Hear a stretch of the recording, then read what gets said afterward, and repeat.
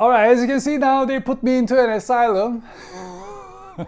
Now, I'm in New York. I'm here to see and have a hands-on with Apple's new iPad Air, iPad Pro, the new Magic Keyboards, and the new Apple Pencil Pro. Today, we're gonna look at the new iPad Air. I have the 11 and 13 inch. These now have liquid retina display, and it comes in two sizes and also two new colors.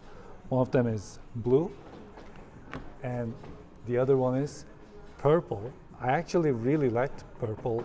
I was upstairs checking it out, and I don't know, there's something about purple that looks great. I don't know. Because the 13 inch is bigger, you can use the split screen, and it has the M2 chip in it. I mean, when we switched to Apple Silicon, everything became super comfortable using these devices. They're super fast, and M2 is super fast as well. So when you get an iPad like this, it's gonna last forever, that's for sure. If you get the keyboard, the Magic Keyboard, they come with the trackpad. When you add this to your iPad, the experience completely changes. And let's talk about Apple Pencil Pro that iPad Air supports. This thing is really different than the previous one. I really like the squeeze, the haptic feedback works great. And when you're drawing or when you're taking notes, all of these functions come in really handy. Being able to rotate the brush, they're all very useful. I cannot wait to experience this more myself. Now they come from 128 gigabytes to 56, 512, and up to 1 terabyte, which is great. So if you're getting the smaller storage one, you have plenty of storage. All right, now we have the new iPad Pros, and these iPad Pros, compared to the previous generation, they are a lot thinner and they are a lot lighter. Actually, if you look, the pencil is thicker than the iPad. And the thing is, these iPads have not M3, but M4 Apple Silicon in them. Apple says because of M4, this iPad is capable of doing so much more. The 11 inch is 5.3 millimeters. The 13 inch is 5.1 millimeters thin. They come in two colors, silver and space gray.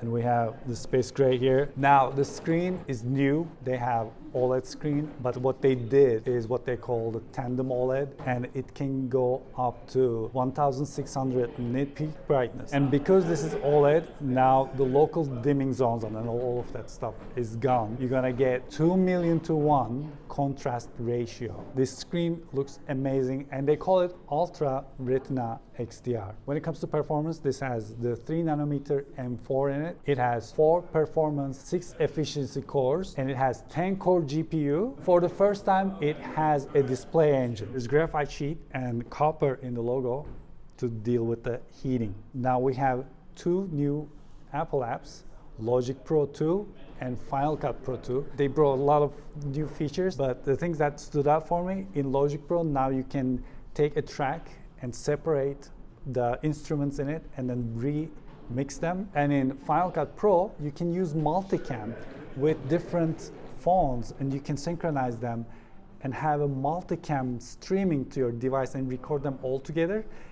And while you're editing it, the original files from the devices get downloaded to the iPad, which makes working with multicams super easy. To use that, there's going to be a new app called Final Cut Pro Camera. You can use Final Cut Pro Camera with the Final Cut Pro, or you can just use it by itself as a professional camera app for your iPhone, which is great, which is something we wanted for a really long time. The camera on iPad Pro is the same, the 12 megapixel camera, the LiDAR scanner is the same, but now we have a new True Tone flash. iPad Air has the same thing.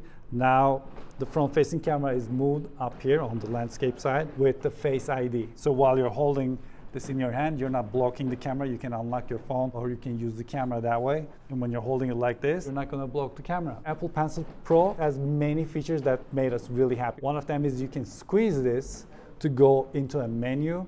You can double tap, of course. And there's haptic feedback. When you rotate Apple Pencil, the brush gets rotated with it too, so it opens up new opportunities. And this supports Find My. So if you lose your Apple Pencil somewhere, you can find it using your device. It's going to be connected to your Apple ID. You can search it with your phone, with the iPad, and find it. Even if you get the 11 or 13, The only difference is the screen size, the performance, and everything is the same. And now we have new keyboards.